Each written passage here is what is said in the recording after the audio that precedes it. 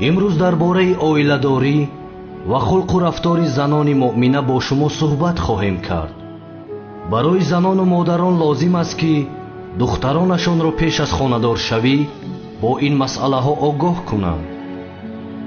яке аз далелҳои нопойдорӣ байни зану шавҳар ва ҷудоиву талоқ дар он аст ки духтарон аз қонуни зиндагӣ ва шавҳардориву хонадорӣ огоҳ нестанд ва аз тарафи дигар писарон ҳам огоҳ нестанд ки чӣ гуна хонаро идора кунанд ва бо зану фарзанд чӣ хел рафтор намоянд. дар натиҷаи ин огоҳ набудан аз қонуни зиндагӣ байни онҳо якдигарфаҳмӣ пайдо намешавад ва зиндагӣ ё хушку бемаъно мегардад ё ба талоқу ҷудоӣ кашида мешавад. бинобар ин лозим аст ки таълими хонадориро ҳамаи занони ҷомеа амал кунанд то як равиши хуби хонадорӣ дар ҳама ҷо ривоҷ ёбад ки натиҷаи ин пешрафт ва тарбияти ёфтани фарзандони солеҳ аст. расули акрам саллаллоҳу алайҳи ва олиҳи васалам фармуданд: беҳтарин занони шумо касоне ҳастанд ки дорои ин сифатҳо бошанд: некиҳову зебоиҳои худро нисбат ба шавҳараш намоён кунад, аз номаҳрамон худро нигаҳ дорад, нисбат ба шавҳараш фурӯтан ва меҳрубон бошад, бо ҳаёву покдоман бошад, гуфтаҳои шавҳарро гӯш кунад ва дастуроташро итоат намояд ва ҳар вақт бо шавҳараш танҳо шуд, ҳар қадар ки хоҳад ӯро комёб кунад. ҳазрати алӣ фармуданд: беҳтарин занҳои шумо 5 дастаанд. суол шуд: онҳо чӣ касоне ҳастанд? ҳазрат гуфтанд: корҳоро осон гираду сахтгир набошад, рафтораш мулоим бошаду хулқи бад надошта бошад, аз шавҳари худ пайравӣ кунад, агар аз шавҳари худ фармон набараду нороҳаташ кард, то ӯро розӣ накунад чашмаш ба хоб наравад ва ҳар вақт шавҳараш аз пешаш равад, чизу чора ва обрӯи ӯро ҳифз кунад. рӯзе зане пеши паёмбари худо саллаллоҳу алайҳи ва олиҳи васалам омаду суол кард: ҳаққи шавҳар бар зан чист?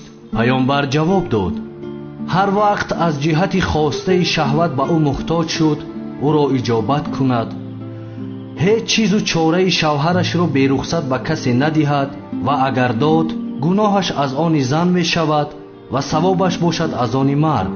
вақте ки шавҳараш аз ӯ хашмгин бошад, тамоми шаб ба хоб наравад, то ин ки шавҳарашро розӣ кунад. ва беҳтарин занони шумо зане аст ки камхарҷ бошад. расули акрам саллаллоҳу алайҳи ва олиҳи васалам дар ҳадисе фармудаанд: беҳтарин занони шумо зане аст ки худро хушбу кунад ва дар пухтани хӯрок маҳорат дошта бошад ва миёнаравиро аз даст надиҳад. ҳамчунин беҳтарин занони шумо зане аст ки вақте шавҳараш чизе оварад, сипосгузорӣ кунад ва агар наоварад, розӣ бошад. ва дар ҳадиси дигаре омадааст: ҳар зане ки намозашро хонад, ҳамеша дар хона бошад ва аз шавҳараш итоат кунад, худованд тамоми гуноҳони гузаштаву ояндаи ӯро мебахшад.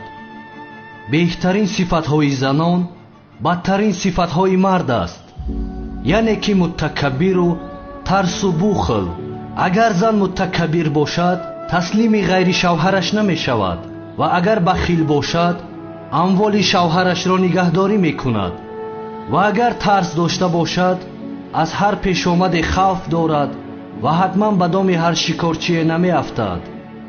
марде назди паёмбари худо саллаллоҳу алайҳи ва олиҳи васалам омаду гуфт: зане дорам ки ҳар вақт ба хона меоям, аз ман пешвоз мегирад ва ҳар вақт аз хона берун равам, маро гусел мекунад ва агар маро ғамгин бинад, кӯшиш мекунад то ғамгинии маро бартараф намояд.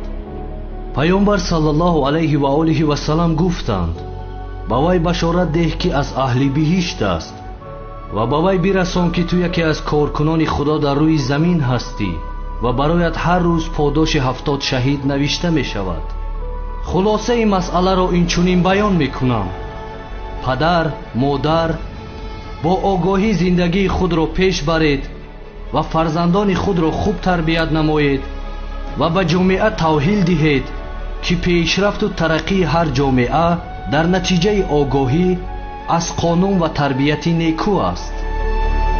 зани хуби фармонбари порсо кунад марди дарвешро подшоҳ дилором буд зани некхоҳ, вале аз зани бад худоё паноҳ. Амин.